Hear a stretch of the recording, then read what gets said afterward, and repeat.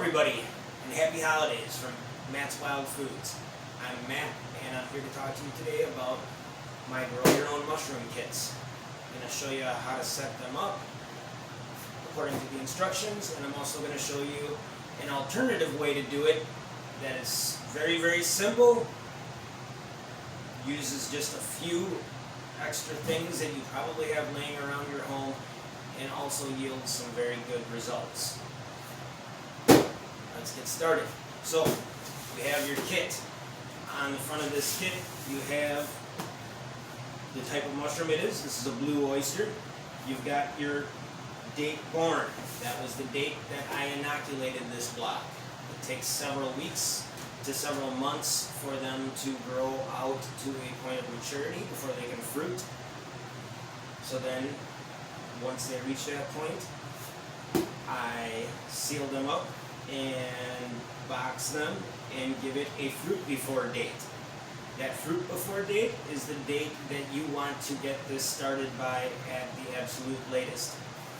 Earlier is always better. If for some reason you buy this or receive it as a gift and you cannot do it for several weeks, that is fine. You can stick it in a refrigerator, somewhere cool. Basically, it's a living organism. You can slow it down by cooling it down. All the mushrooms that I sell are cold safe. None of them will die because they get too cold. You want to keep it from freezing, but getting it down close to freezing is just fine.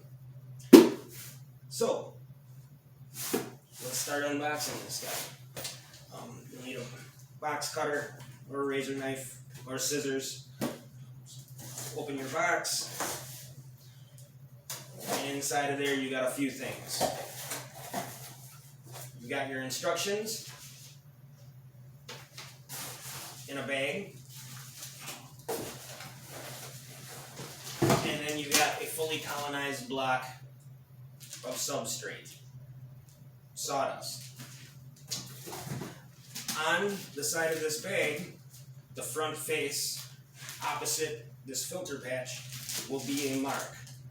For this particular one, it is an X. It could be a straight line going diagonally, it could be a straight line going across, it could be a three-sided window. It just depends on what species of mushroom it is.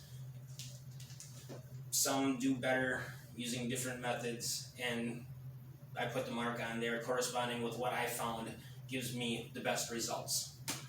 So, now, for following the instructions included in the box, we are going to be using the box as our grow chamber. To do that, you take a couple pieces of tape,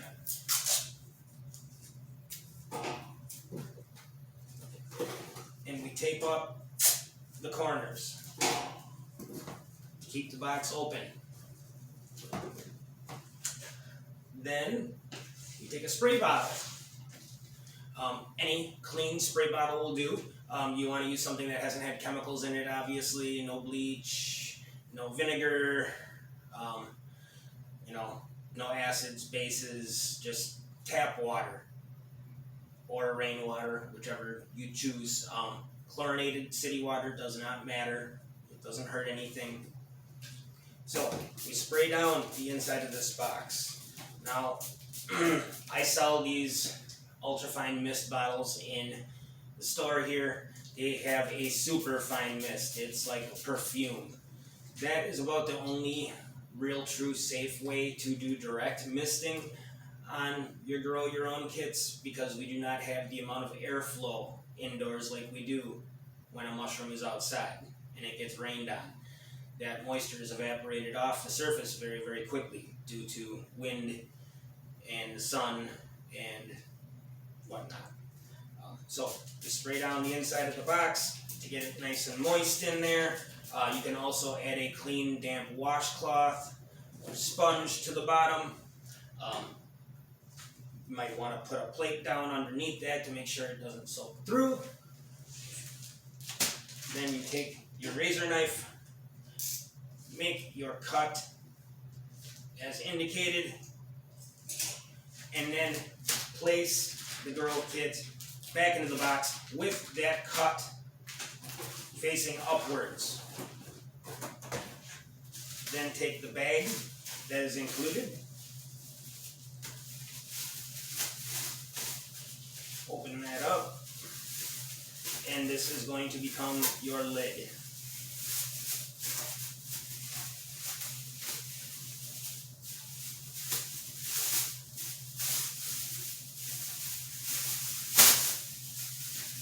And you just drape it over like that. You can take some tape and secure it if you've got cats or small children or anything that might possibly cause that bag to blow off there. Usually do 2 or 3 sides. And voila, you are done. Now, over the course of 7 to 21 days, it will start to grow. You need to monitor this. Mushrooms take patience, but once they do start to grow, they can go very fast. Every couple days, take a look in there. If it's getting dried out in there, spray the walls back down again. You can get it nice and damp in there.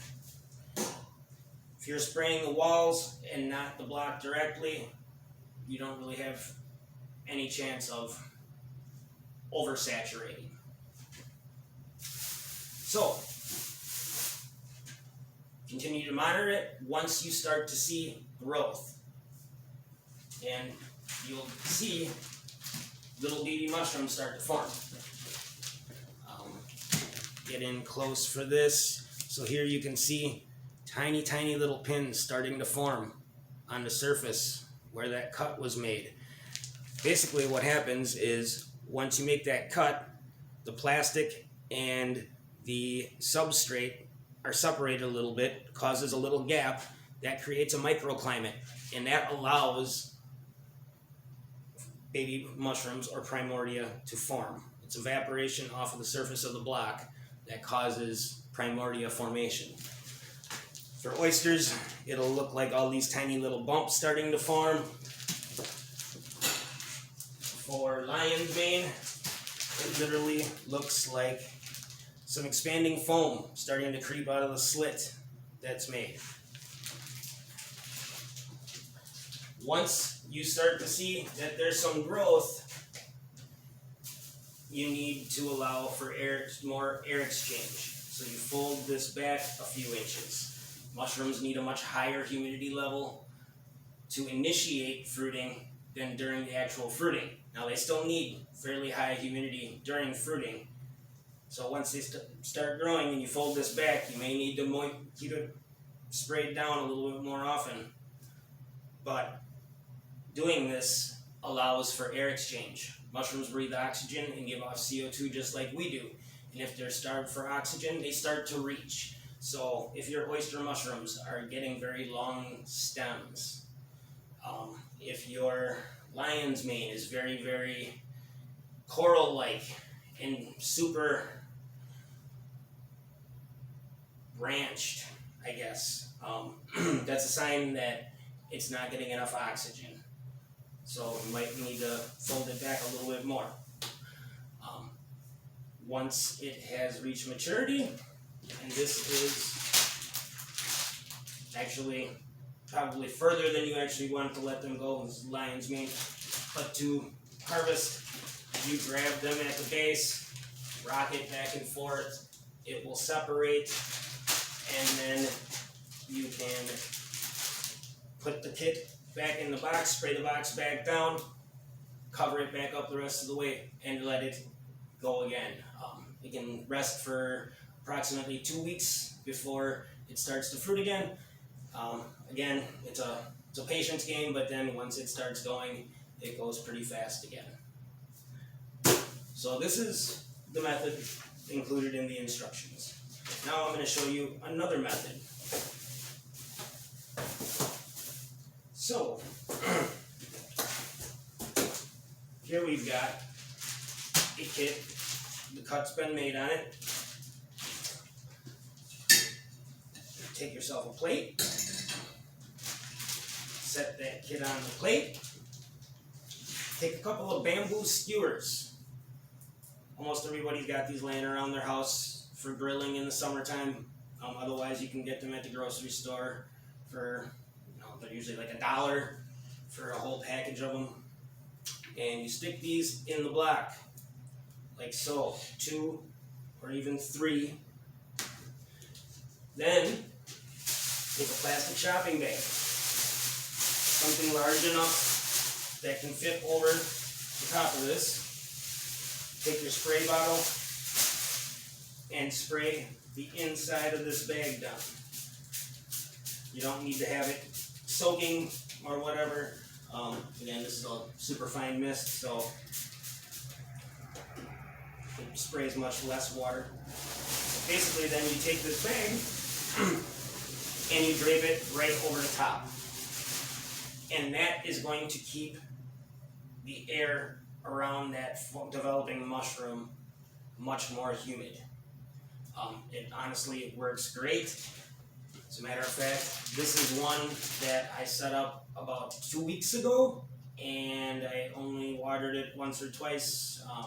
Kind of forgot all about it, but it did its thing all on its own. Formed a nice, beautiful mushroom. Great shape, good density. I've even set these up for friends like this and had them completely forget about them for 2 weeks, and then all of a sudden, oh crap, we got to check on the mushroom, and had it fully developed and ready to pick. So this is a very simple alternative method to fruiting. It does tend to work actually a little bit better even than the box, because of the fact that the heavier carbon dioxide that the mushroom is exhaling is allowed to drop out the bottom, and that, as it's dropping out the bottom, it's pulling air in from the other areas around the bottom of the bag. Works very, very well. You should give it a shot. I hope that you learned something today, and I hope you're enjoying my kits. And if you have any issues with them, remember, if they fail, I replace them for free. Any issues, please reach out. My email or cell phone. I hope you all have a wonderful holiday season. Thank you very much. Appreciate you. Peace. Much love.